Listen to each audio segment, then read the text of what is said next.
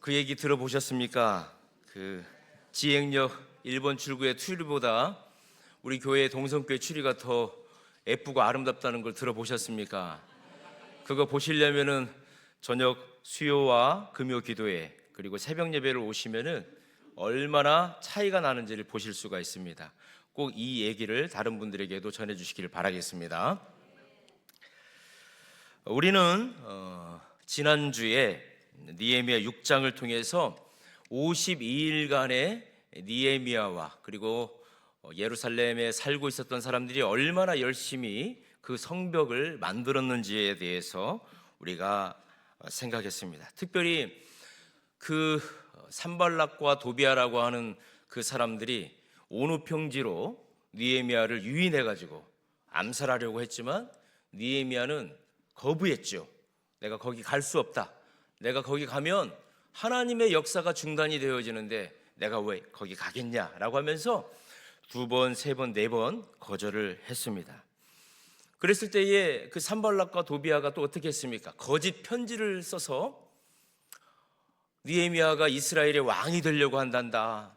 그리고 페르시아 왕을 반역했단다. 이런 엉터리 편지를 써가지고 이스라엘 사람들이 마음이 막 분산되게 다 만들어 놓았습니다. 그러나 그것 때문에 느헤미야가 흔들리지 않았죠.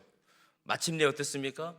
선지자를 포섭을 해가지고 그 선지자를 통해서 느헤미야를 죄를 짓게까지 하려고 제사장만 들어갈 수 있는 성소의 외소를 느헤미야가 들어가게 두려움을 줘가지고 했지만 느헤미야는 그 영적 분별력을 가지고 그 모든 산발락과 도비아와 그 어둠의 세력들의 유혹을 다 물리치고 마침내 이스라엘 백성과 함께 그 52일이라고 하는 그 시간 동안에 예루살렘 성벽을 완공하게 되었습니다. 그 예루살렘 성벽을 완공했을 때에 6장 16절 이하를 보면은 대적들이 두려워했다. 그렇게 느헤미야를 넘어뜨리고 성벽을 쌓는 것을 못 쌓게 하려고 했지만 하나님께서 그 모든 것들을 극복하게 하시고 예루살렘 성벽을 완성하게 하는 것을 보고 그 대적들이 두려워했다라고 기록되어져 있습니다.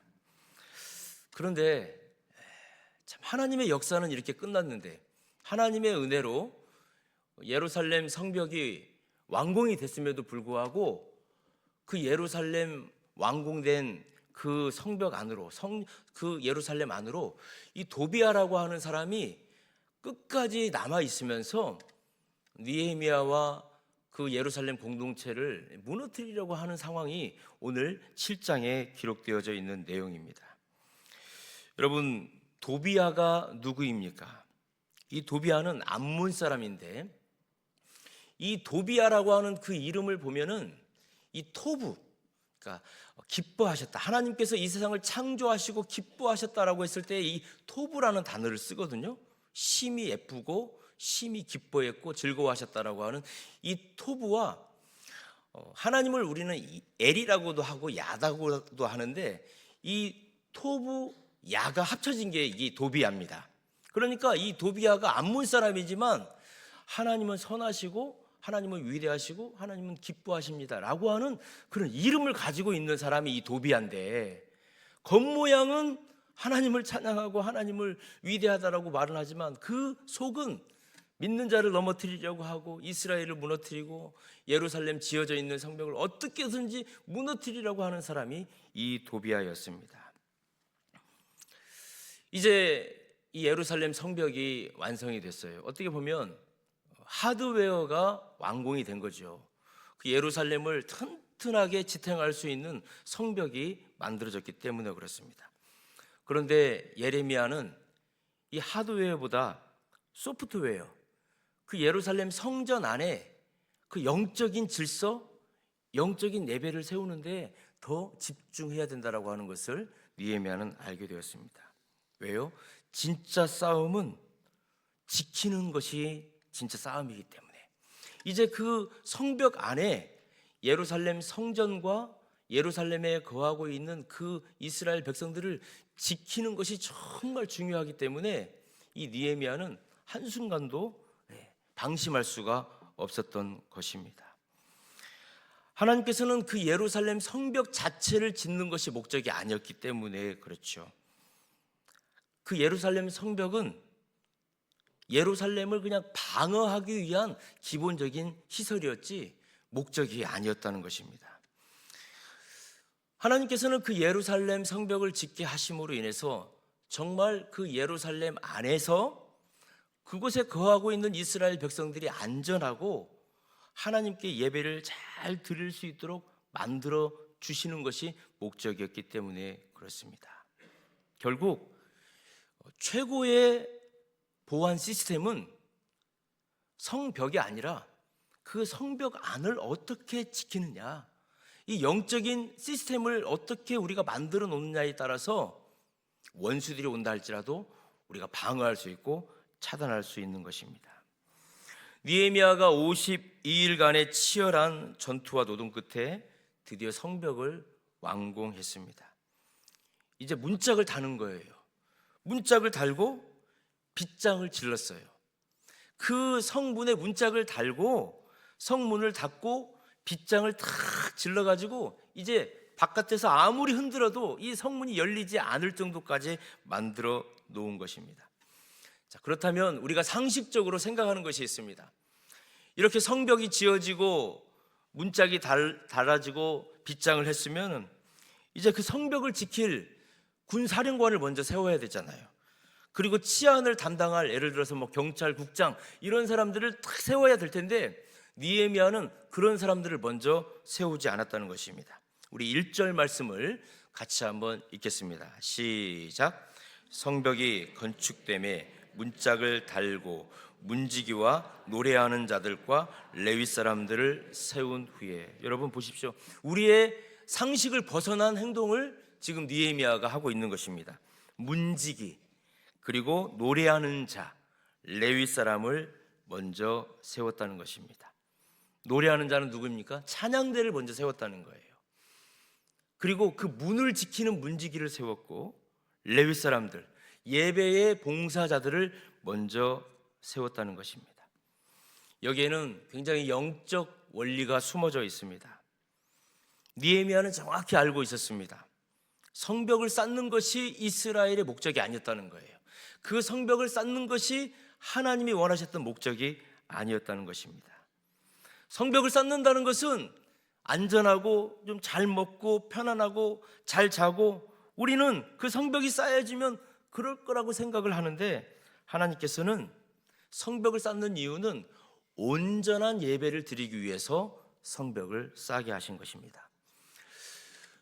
586년 BC 586년에 이스라엘은 완전히 망했습니다. 예루살렘은 완전히 망했습니다.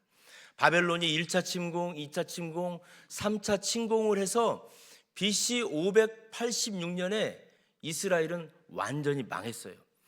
그래서 바벨론의 포로로 끌려갔죠. 끌려가서 해방을 받았어요. 70년. 그리고 다시 돌아왔어요. 근데 여러분, 예루살렘 성전은 정말 70년 만에 다시 세워졌어요. 스룹바벨이라고 하는 그 총독을 통해서 BC 516년에 예루살렘 성전은 세워진 거예요.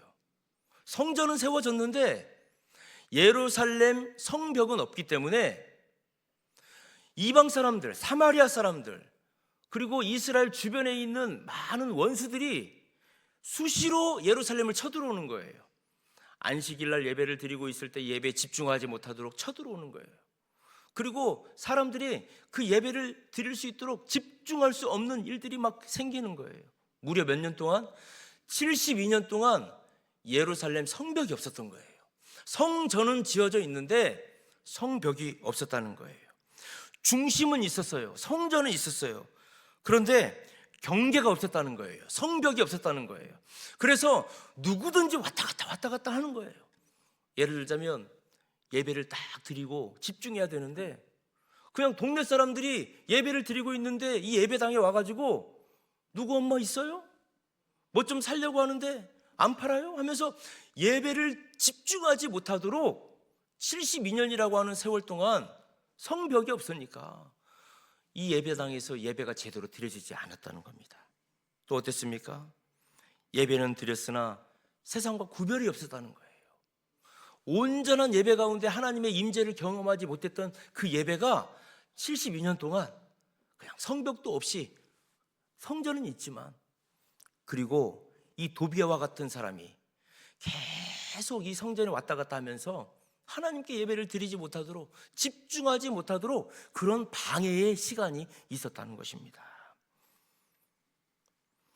느헤미야가 정말 성벽을 완성하고 그 성벽을 다 지었던 이유는 이런 외부로부터의 적들을 차단시켜 버리기 위해서, 그리고 정말 성전에서 드려지는 그 예배가 하나님께 온전히 드려지기를 위한 마음으로 예루살렘 성벽을 지었던 것입니다.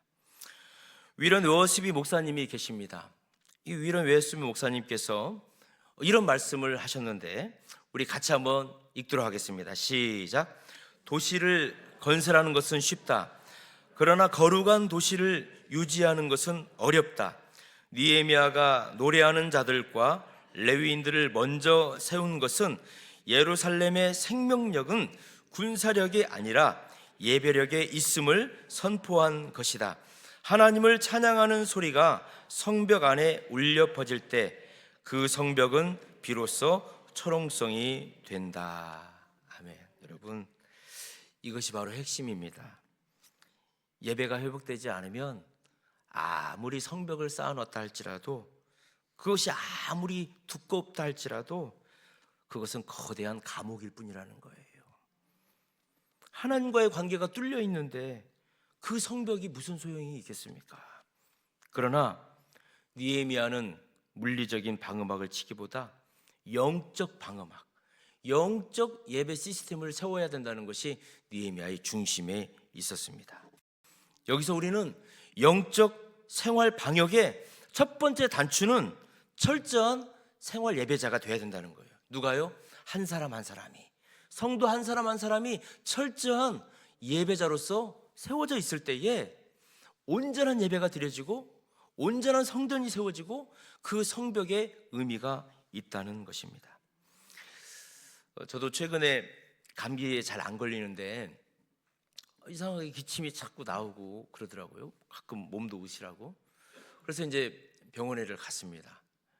이제 바로 가야 되는데 한 2주를 버티다가 뭐 집에 있는 뭐 이것저것 뭐 비타민도 먹어보고 하다가 이제 간 거예요. 갔더니 뭐 주사도 맞고 이제 그러더라고요. 근데 의사 선생님이 그러더라고요. 이런 거 주사 맞고 약 드셔도 내 몸의 면역이 먼저 잘 세워져야 됩니다. 의사 선생님이 그런 말씀을 하시더라고요. 여러분, 우리에게는 영적 면역 체계가 있어야 됩니다. 이 영적 면역 체계가 항상 우리에게 있어야 되는 거예요.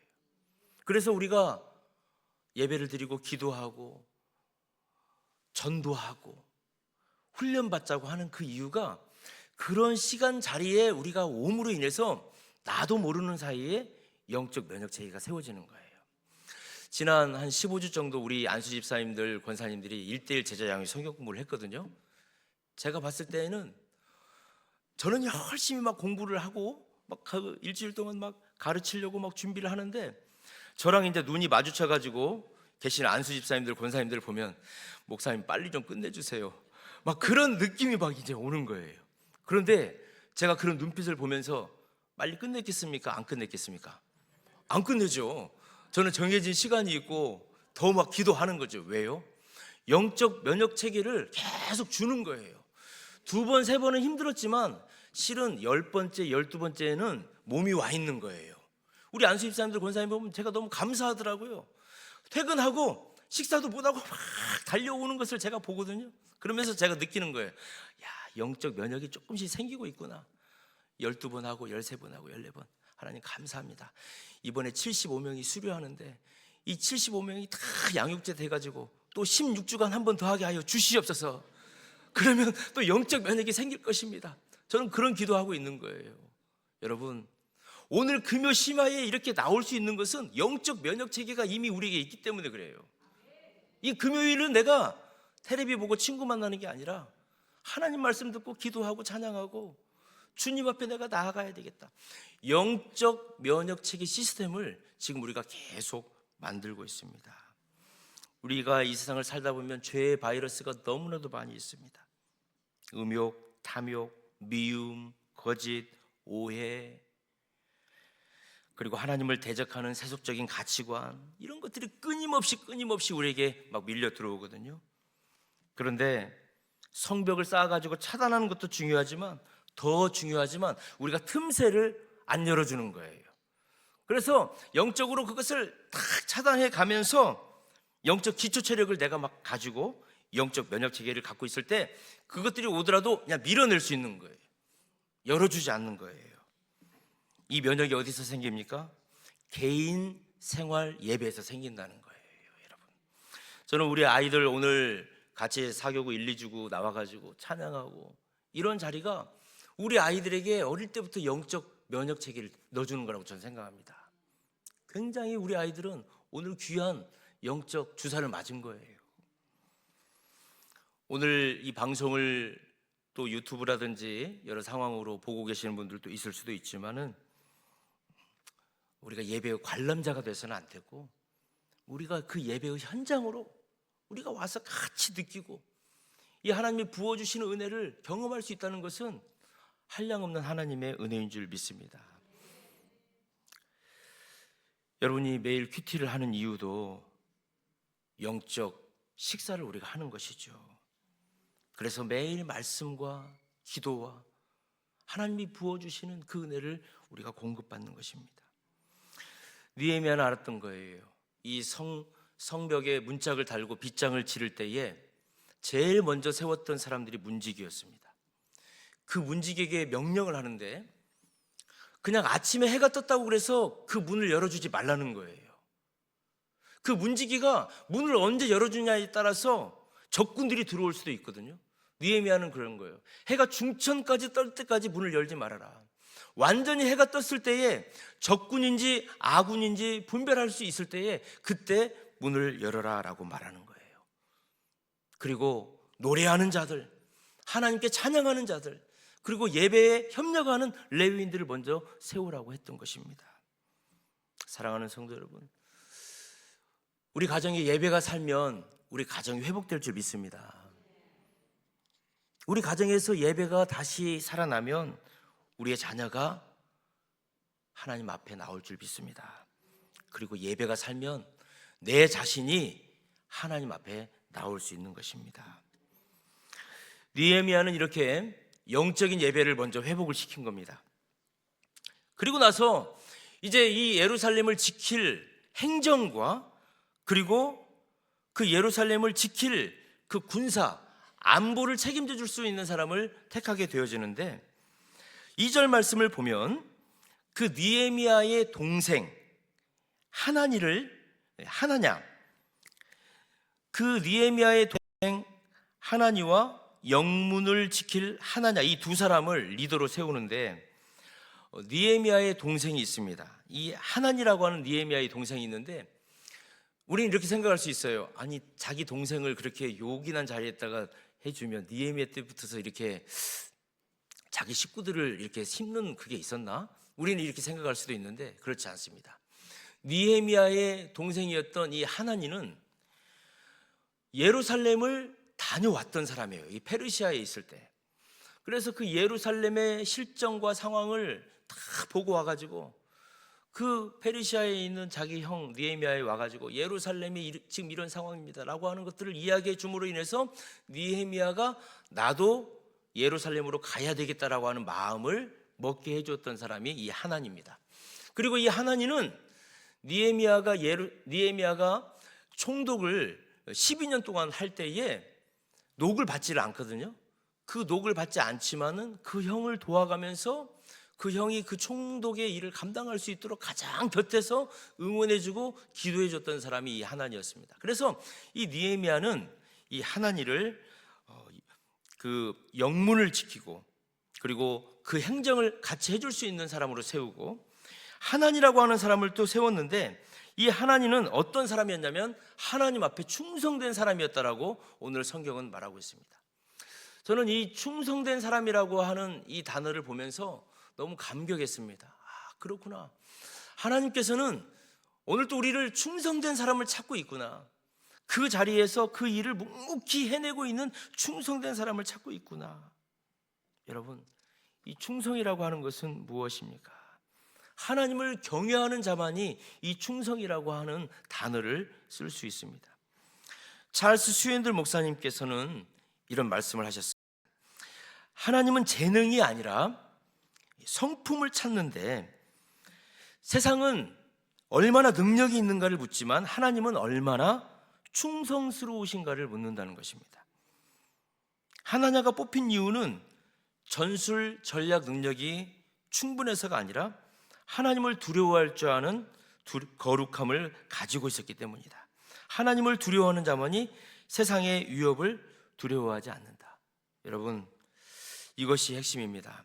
예루살렘 성벽을 진짜로 지키는 것은 창과 칼이 아니라는 것입니다. 예루살렘 성벽을 지켜줄 수 있는 사람은 하나님을 경외하고 하나님을 두려워할 수 있는 사람만이 그 예루살렘 성벽을 지킬 수 있는 것인데, 하나님을 경외하는 마음을 가지고 있는 사람만이 지킬 수 있는 것입니다. 하나님을 경외하는 마음.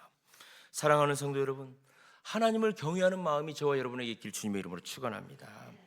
하나님을 경외하는 사람만이 충성되이 일할 수 있어요.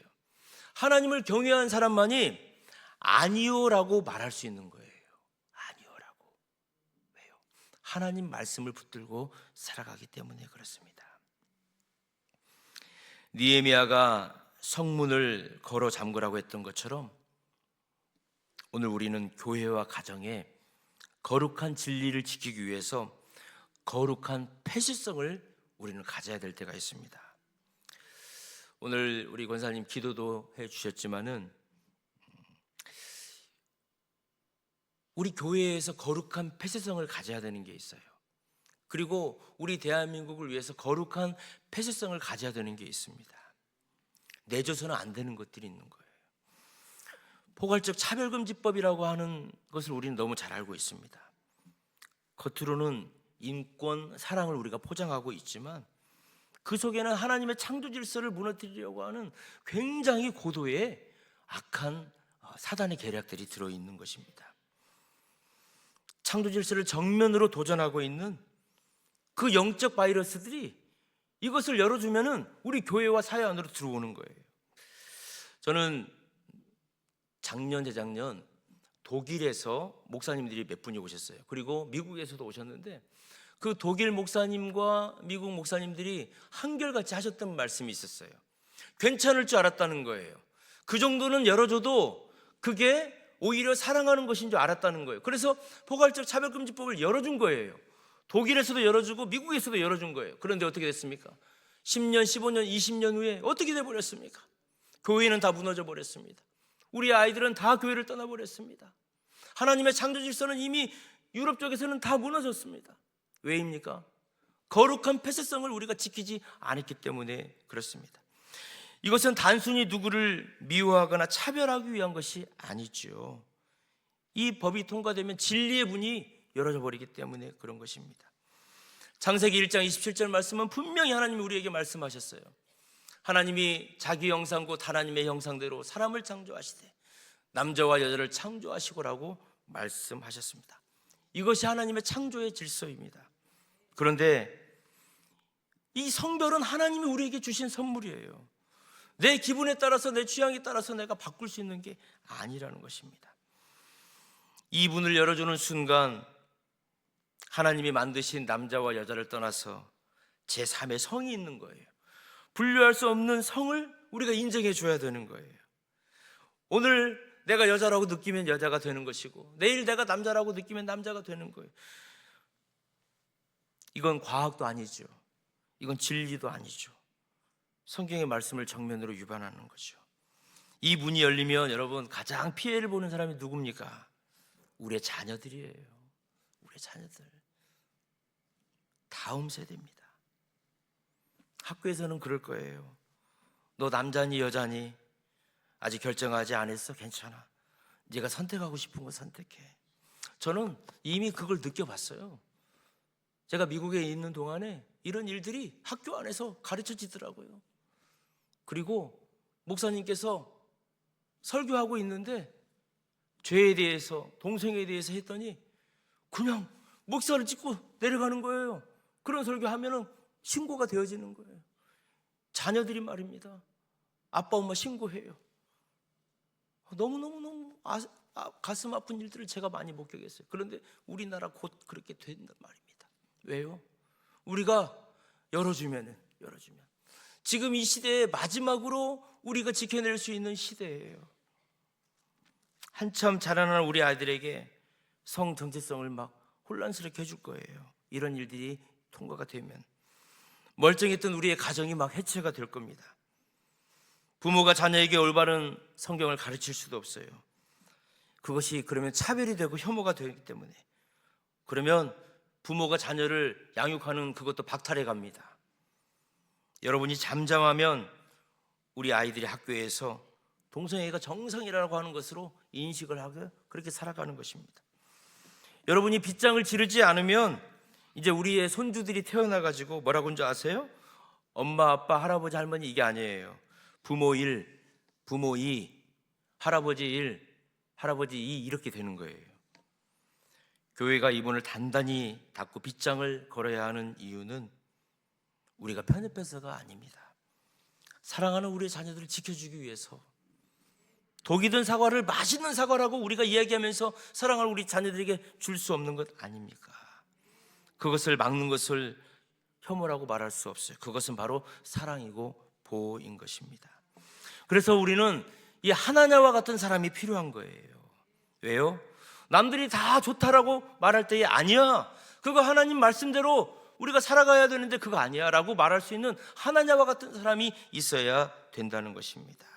하나님을 경외하고 용기 있는 문지기가 있어야 된다는 것입니다.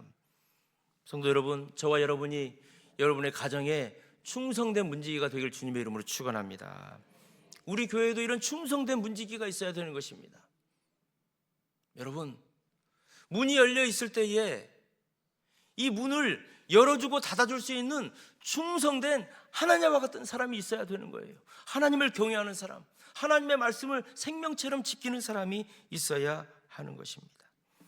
우리가 깨어있지 않으면 다음 세대는 진리 없는 혼돈의 땅에서 방황하면서 우리 자녀들이 살아갈 것입니다. 하나님처럼 충성스럽게, 그리고 하나님을 두려워하는 그 거룩한 성벽을 사수해 줄 수 있는 오늘 이 자리에, 기도의 자리에 나온 여러분 되기를 주님의 이름으로 축원합니다. 그리고 나서 이 느헤미야는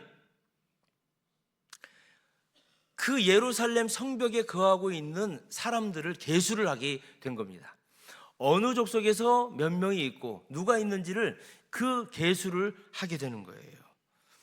누가 이 성을 지킬 가족인가, 누가 이 거룩한 성 안에서 살게 되는 가족인가를 이 느헤미야가 다 계수를 하는 거예요. 그러면서 그 혈통은 유대인이 아닌데 유대인 안으로 들어와 있는 느디님 족속도 발견하게 됩니다. 여러분, 느디님 족속, 이 느디님 족속은 이스라엘 백성이 출애굽을 하면서 그 광야를 갈 때에, 그 광야 정복 전쟁을 할 때에 기드온이라고 하는 족속이 있었습니다. 이 기브온 족속이 여호수아와 그 리더들을 속여가지고 곰팡이 핀 떡을 가지고 오고 다 떨어진 신을 신고 옷을 입고 다니면서 우리는 먼 데서 왔습니다라고 하면서 화친 조약을 맺었던 족속이 이 기브온 족속인데, 이 기브온 족속이 나중에 성전에서 허드렛 일을 하는 족속이었습니다. 그 사람들도 예루살렘이 무너졌을 때 바벨론으로 포로로 끌려갔는데 그 기브온 족속들도 다시 예루살렘으로 돌아와가지고 이 성벽을 짓는데 함께했다는 거예요. 여러분, 여기에서 우리는 중요한 영적 원리를 하나 발견하게 되어지는데, 사단이 우리 공동체를 흐트려 놓는 아주 중요하게 생각하는 계략이 하나가 있는데, 공동체를 각계전투하게 하는 겁니다.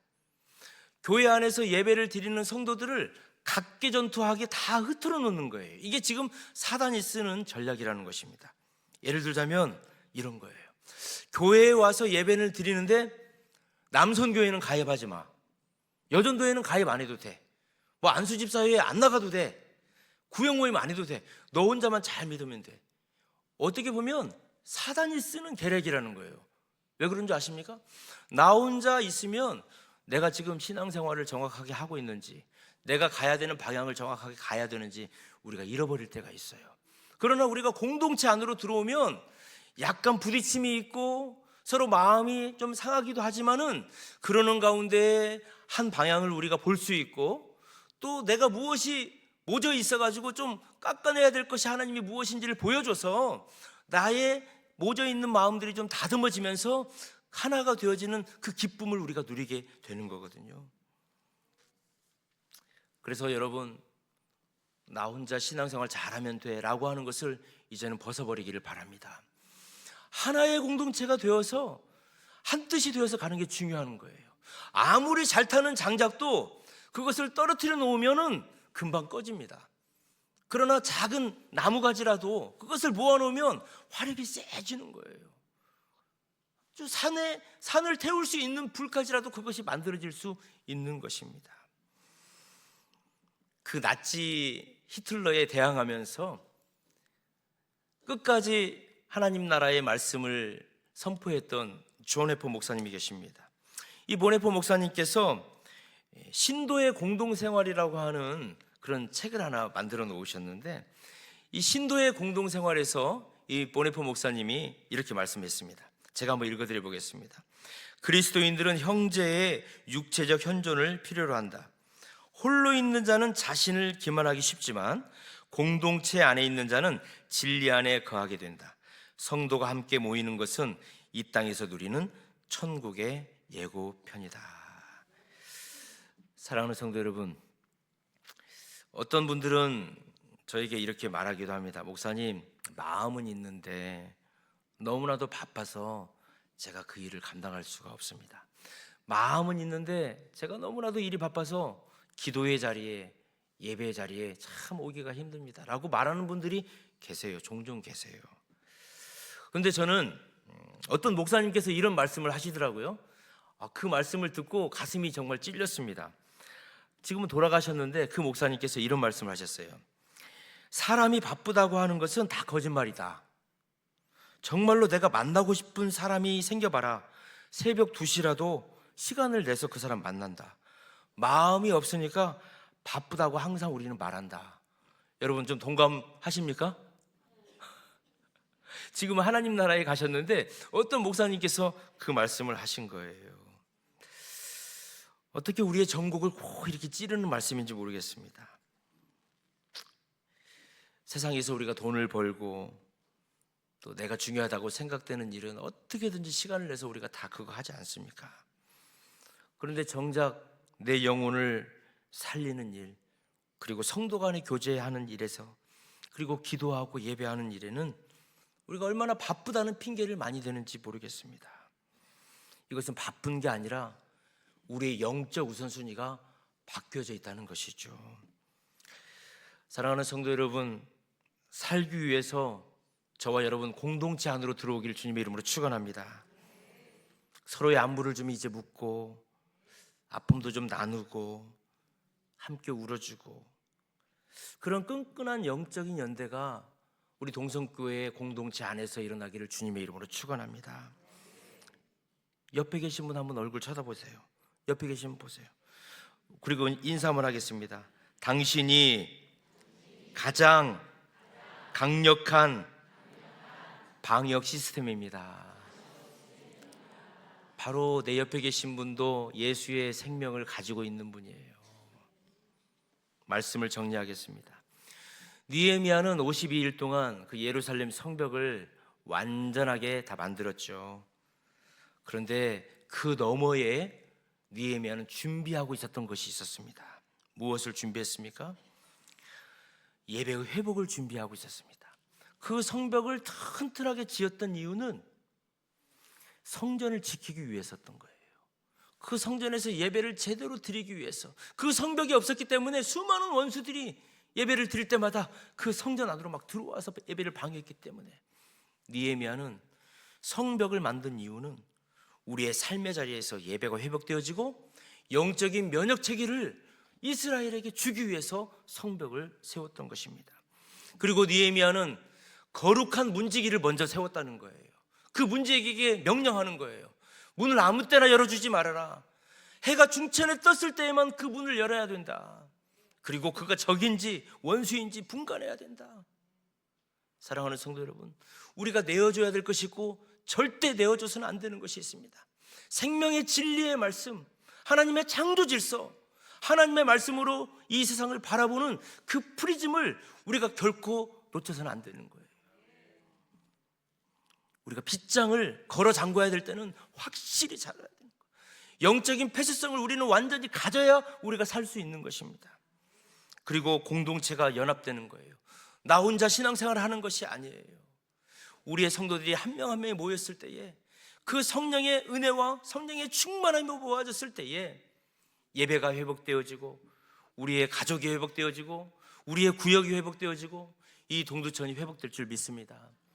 26년도에 하나님께서 그런 은혜를 주실 줄 믿습니다. 이 성탄을 우리가 기다리면서 다시 기억하면서 그 예수님을 우리가 바라보고 믿는 것은 우리에게 주셨던 이 이야기를 우리가 듣고 이 이야기를 나누어 주기 위해서 그 은혜가 있는 여러분 되시기를 주님의 이름으로 축원합니다.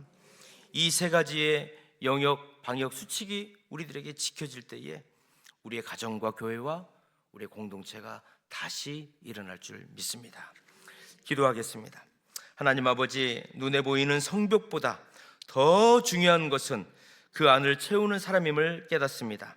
우리 안에 무너진 예배의 단이 수축되게 하여 주시고 세상의 거센 풍조 앞에서도 진리의 빗장을 지르는 거룩한 용기를 허락하여 주옵소서. 나홀로 신앙생활하려는 교만을 던져버리게 하여 주시고 영적 가족들과 더불어 깊은 연합, 마지막 때를 승리할 수 있도록 인도하여 주옵소서. 예수님 거룩하신 이름으로 기도드립니다. 아멘. 우리 찬양하며